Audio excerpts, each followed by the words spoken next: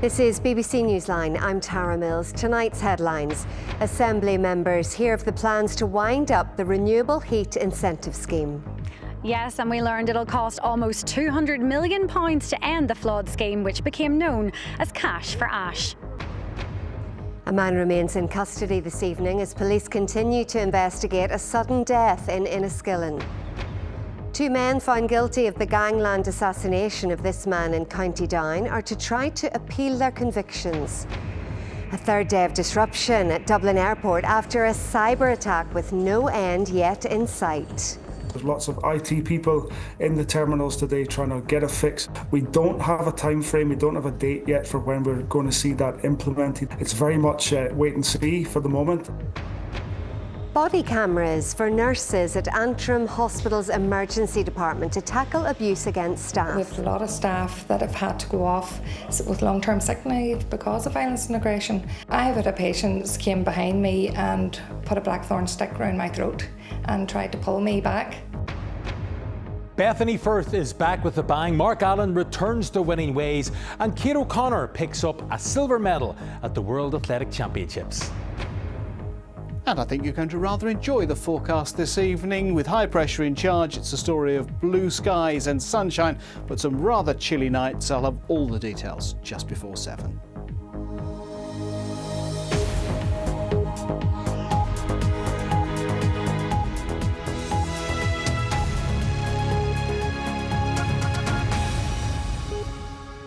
Hello and welcome to Monday's programme. It was the controversial Green Energy Scheme that brought down Stormont back in 2017, the Renewable Heat Incentive Scheme, or Cash for Ash, as it later became known.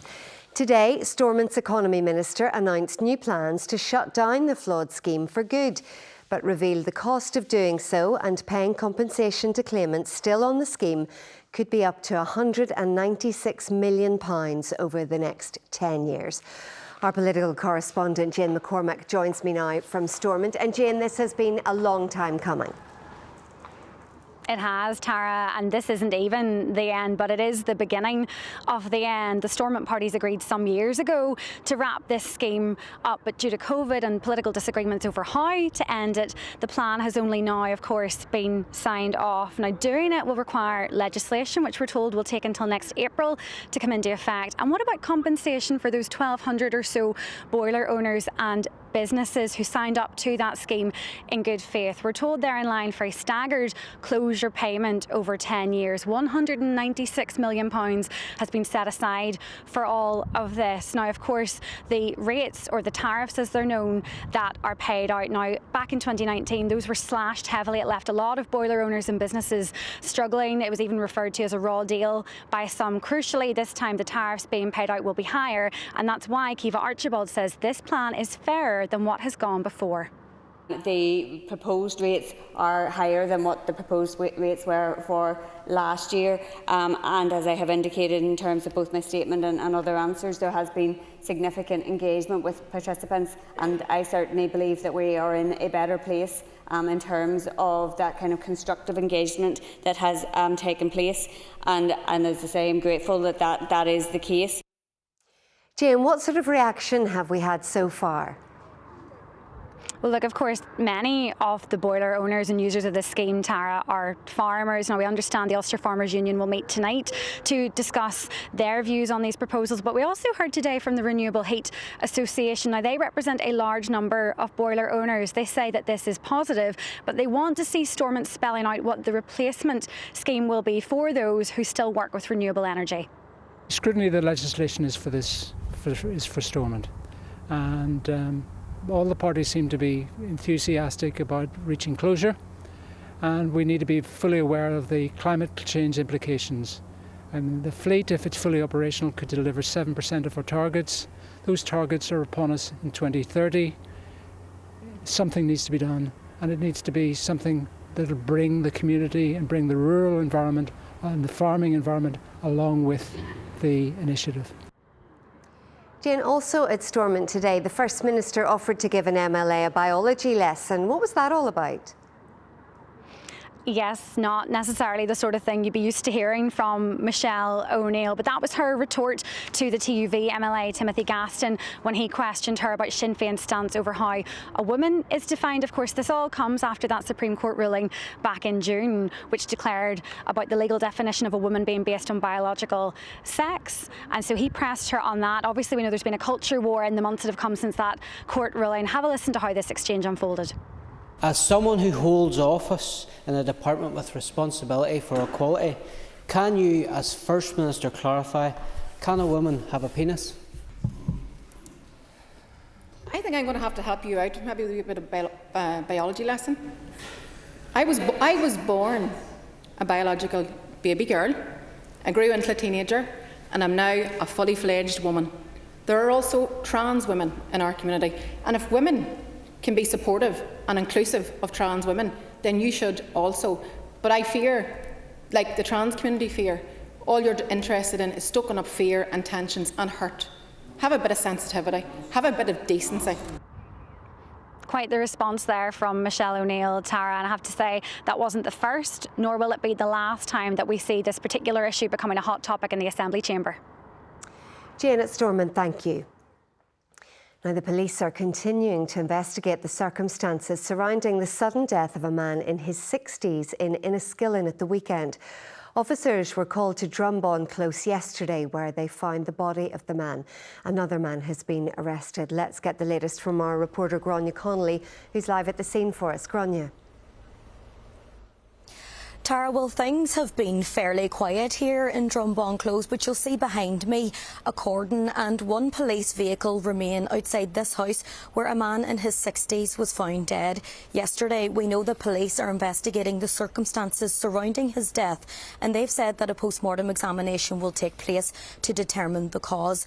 Now, there's very little detail emerging from the scene here. I spoke to some residents who told me that police were here last night conducting door-to-door inquiries, and that forensic officers were coming and going.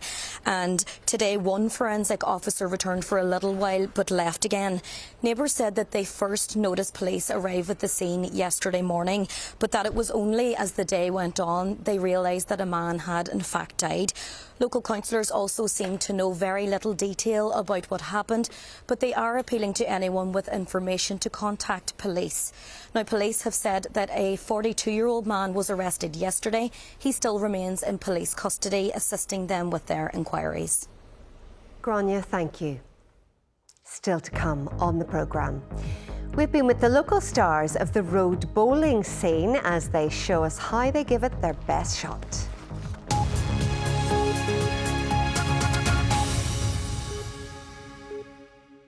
There's been a third day of disruption at Dublin Airport as officials continue to deal with the aftermath of a cyber attack. Check-in and baggage systems at Terminal 2 have been impacted. It's one of a number of airports across Europe which have been affected. Michael Fitzpatrick reports. There was further disruption for passengers at Dublin Airport's Terminal 2 today following the weekend cyber attack. Some airlines are using manual workarounds to issue boarding passes and luggage tags, with the airport warning that check-ins may take longer than usual. A number of other European airports have been affected by the cyber attack, including Heathrow. It's understood that hackers targeted software made by Collins Aerospace, which provides systems for several airlines at airports across the world. The guys are working on a fix. There's lots of IT people in the terminals today trying to get a fix in place as quickly as possible. We don't have a time frame. We don't have a date yet for when we're going to see that implemented in the terminals. So it's very much wait and see for the moment. So those manual processes will remain in place until we get that fix fully installed. This malware has affected the servers in the terminal. So we're having to rebuild the servers from scratch. That has to be done server by server. Then there's a full testing process to make sure that when we do go live with it, that there are no issues. IT experts are being flown into Dublin Airport from the US to help fix the issue. Aer Lingus said its scheduled flights are expected to operate as normal today, but added there may be some disruption to journeys. It's advised passengers to check in online and bring their boarding card with them. RTX, which owns software provider Collins Aerospace, said it was aware of a cyber-related disruption to its system in select airports. The company has yet to disclose what went wrong or how long it expects the outage to last. Michael Fitzpatrick, BBC Newsline. And you can get up-to-date information this evening on this story on our website, or you can download the BBC News app. Now, 2 men found guilty of a gangland killing in Waringstown 6 years ago are to try to appeal their convictions. The men were convicted earlier this year of murdering 54-year-old Malcolm McKeown as he sat in his car at a filling station. Our correspondent Mark Simpson reports from Belfast Crown Court. These are the 2 men convicted of murder. 31-year-old Jake O'Brien from Rectory Road in Lurgan and 30-year-old Andrew Thomas Kenneth Martin from Bridge Street in Banbridge.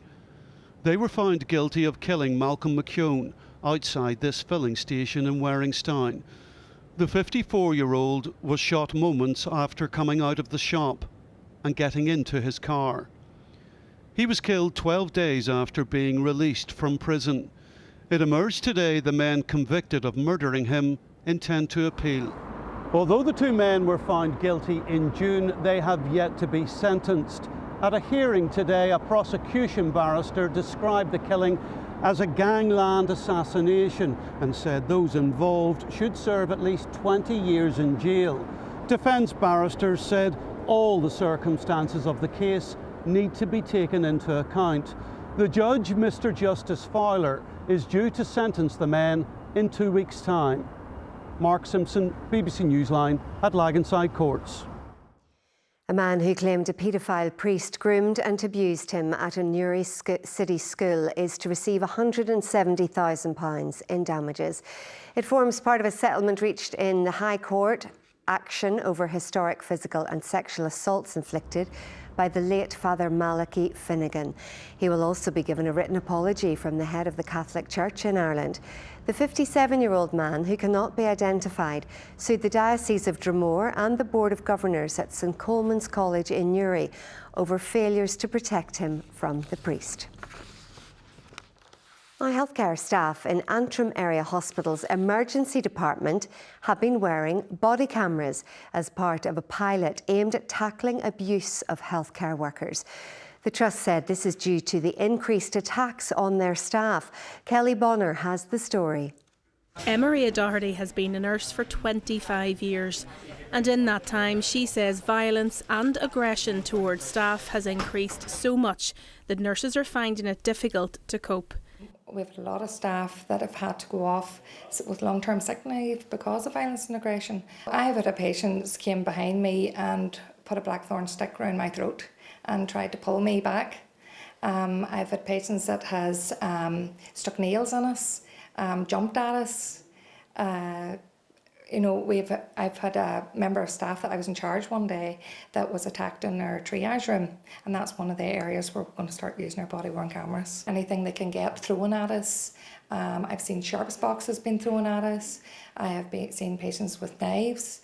In the 4 years up to 2024, there were almost 56,000 recorded incidents of physical abuse towards healthcare staff across Northern Ireland's 6 trusts. The cameras won't run constantly, but will be turned on if a patient becomes aggressive or violent. Once switched on, this is what it looks like. Yes, and that's it recording you now. Not only do I think it's going to become the norm, I think it needs to be the norm. It's a sad day, so it is. And I never dreamt that this would ever come to this, where me as a staff nurse would be wearing a body-worn camera. The Northern Trust is the first regional health trust to pilot the use of body-worn cameras for healthcare staff. They hope it'll act as a deterrent. When many of us started in our careers, we never anticipated that we'd be exposed to this level of violence and aggression. It doesn't happen every day, but when it does happen, it really is quite emotionally disturbing for our staff. The Trust said having body cameras visible to patients has already reduced violence against staff members. Our job is to get out of bed each day to do the best for our patients. We never anticipated that we would be in this position of having to implement body-worn cameras. So it is a deterrent, and our job is to make sure our staff feel supported to use those cameras in a very appropriate way. The scheme will run for 12 weeks. Kelly Bonner, BBC Newsline. Belfast's night czar, who helps develop the city's nighttime economy and culture, says the lack of late-night transport is a missed opportunity. Belfast is the only capital city in the UK and Ireland that does not have late-night public transport. Michael Stewart, who's beginning his second term in the role of night czar, said better evening transport could also help make women and girls feel safer. Police would show data that Belfast is one of the safest cities in Europe to come out at night. If we can allay the fears of people by getting late night transport and getting them home, they'll start coming back in from the outlying areas. And as I said, motivation gets us started in this, but habit keeps us keeps us going, and we need to develop those habits. Now, the sport of road bowls is one that continues to fascinate. Played with a metal ball or bullet, players must get from point A to point B over a course of around 2 miles in as few shots as possible. In Ireland, Armagh and Cork are the heartlands, but the sport is also played in other countries. And at the weekend in Cork, the annual King and Queen of the Road Championship took place with players from across Europe. Our South East reporter Cormac Campbell has been hitting the road with Armagh football stars Ethan Rafferty and Kelly Mallon, who are also champion road bowlers. Ethan Rafferty is one of Gaelic football's best-known stars, but he's also the All-Ireland Road Bowls champion. It's a skill he learned from his grandparents. It's been dropped down through the generations, so we would have spent a lot of our summers here between picking strawberries and getting spuds. We would have been practicing the bullets on the road, so my granddad would have always taught us how to hold it just with a thumb at the top, because your thumb would help direct it then, going left or right if you needed to manipulate it. So you can pull your thumb to the inside to try and pull a bullet, or you can twist it out to the right to try and spin it. So when it's coming out of your hand, it's a bit like the golf, it'll spin backwards or forwards. To get to the final and win it was unbelievable, and my name's now down beside some greats of the game of road bowls. Another Armagh Gaelic football star who has written her name into road bowls history is Kelly Mallon. In the build up to the event, we will have a look at the road and the plane and where we're going to line out and stuff, and then you'll sort of know as you practice the course whereabouts you're going to be within each shot. You'll basically just put down 2 butts of grass where you want to throw from, and then you'll have a target maybe 50 yards ahead of you where you want the bullet to go to. The local council in Armagh is developing a tourism package that would allow aspiring road bowlers to try their hand at the sport. I'll have a top-class road bowler there to give them a bit of a demonstration and give them a chance on watching them throw, and then they can pick it up. And so what I intend to do is have a wee bit of competition between them and just basically try the sport out and enjoy it. And who knows, in time this could unearth new champions in this old sport. Cormac Campbell, BBC Newsline, Armagh. Oh, giving all the tips away there. It's time for other types of sport now. It's been a busy weekend, Thomas.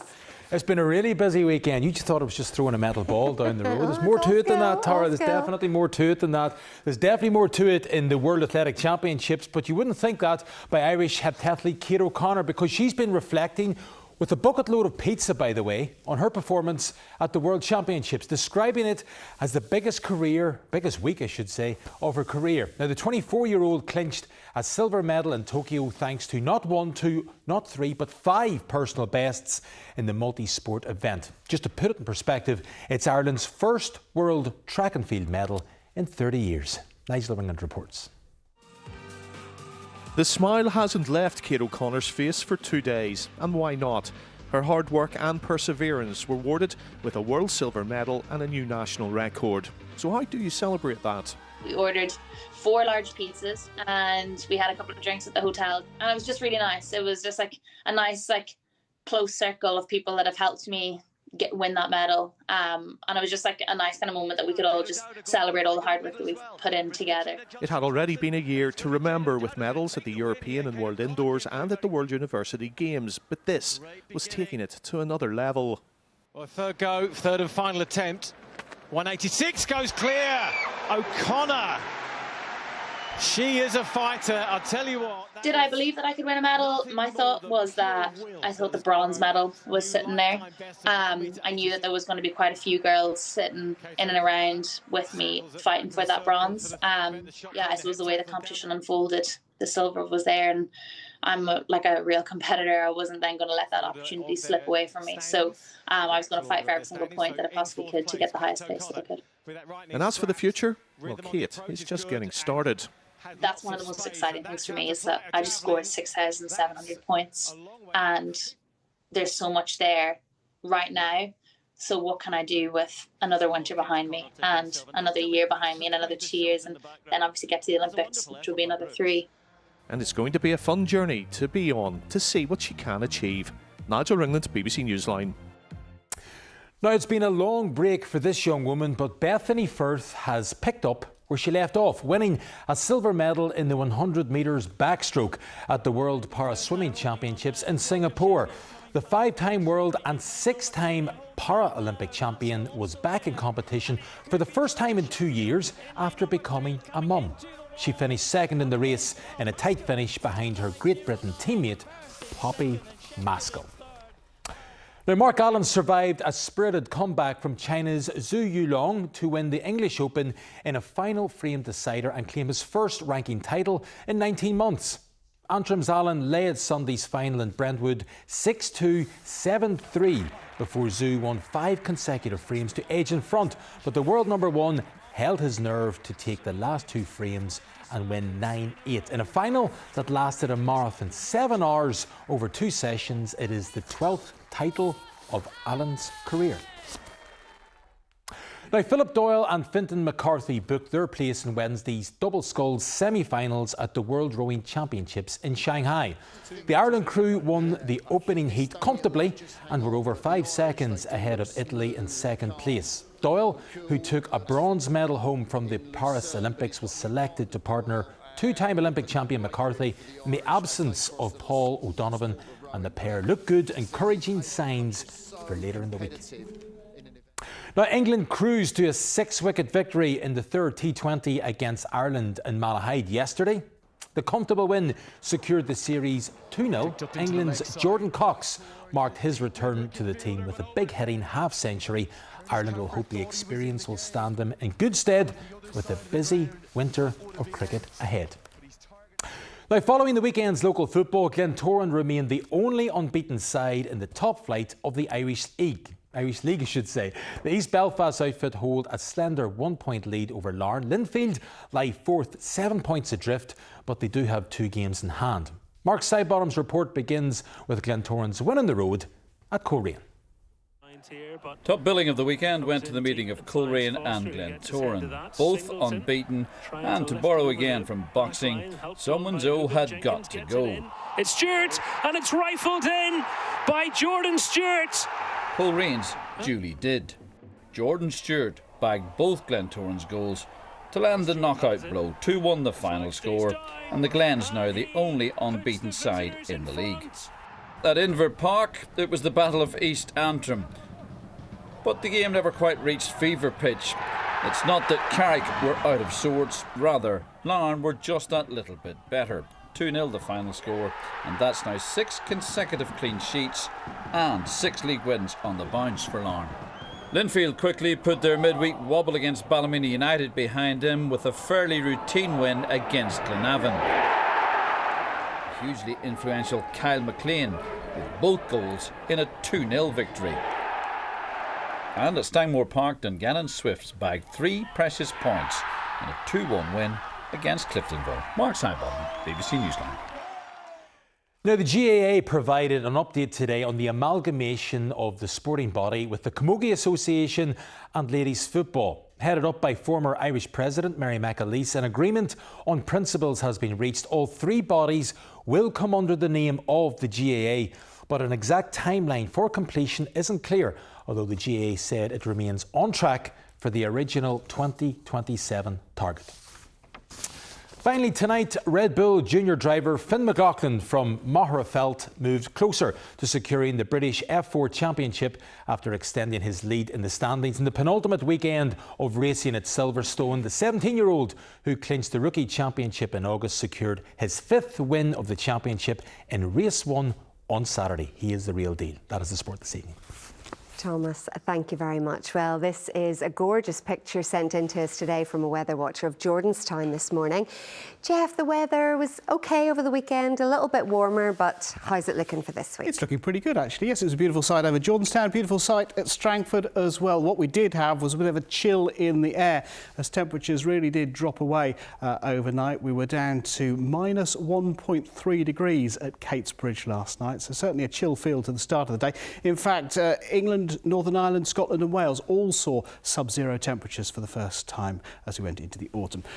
Overnight tonight, maybe not quite as chilly. We've got a little bit more cloud around first thing. We will see some clear spells, so temperatures again down into single figures, 4 to 7 degrees the low in the towns and cities, but maybe locally a little cooler than that. The story of this week, though, is dominated by high pressure. So that means we're going to see mostly dry conditions, some bright days, light winds and noticeably cool nights. But through the daytime, we'll start to see those temperatures gradually on the rise because we're starting to see more of a southerly breeze. Light winds to begin tomorrow. Should be some sunshine through the morning. As we get into the afternoon, that southerly breeze will just bring a little feed of cloud in. Top temperatures tomorrow, 14 or 15 degrees. So up a degree or so on today's values. And then as we go overnight with those largely clear skies and still conditions, we will again see the temperatures dropping away down into single figures. But as you can see, as we've got a little bit more cloud starting to feed up through the Irish Sea. Where there is a bit more cloud around, temperatures not quite dropping away. This then is the setup through this week. This area of high pressure giving us a good deal of protection. It will gradually shift east, but it's strong enough to hold at bay this weather front that's approaching through Wednesday. Maybe not the case for the end of the week. This then is the setup on Wednesday. You can see that cloud just feeding up on the southerly breeze, picking up moisture through the Irish Sea, so maybe 1 or 2 showers across the east, but I think another largely dry day, 14 to 16 degrees the top temperatures on Wednesday. And by the time we get to Thursday, you can see that front being held out in the Atlantic, but across Ireland, we're seeing some dry conditions, maybe a little bit more cloud feeding up into the day, and those highs for Northern Ireland up to 17 degrees. So it is really a very decent setup as we go through the end of September. Maybe just seeing a weather front coming through, bringing some rain potentially overnight as we go Friday into Saturday. But other than that, looking pretty good. Remember, wherever your travels take you through this week, you can always stay up to date with all of the latest weather information on the BBC Weather app, hour by hour breakdowns of the weather wherever you happen to be. And it's a pretty good week for Northern Ireland. Great, Jeff. How can it be the end of September already? It's unbelievable. That's it for now. Our late news is at 10:30. From everyone on the team, thanks for watching. Have a good night. Bye-bye.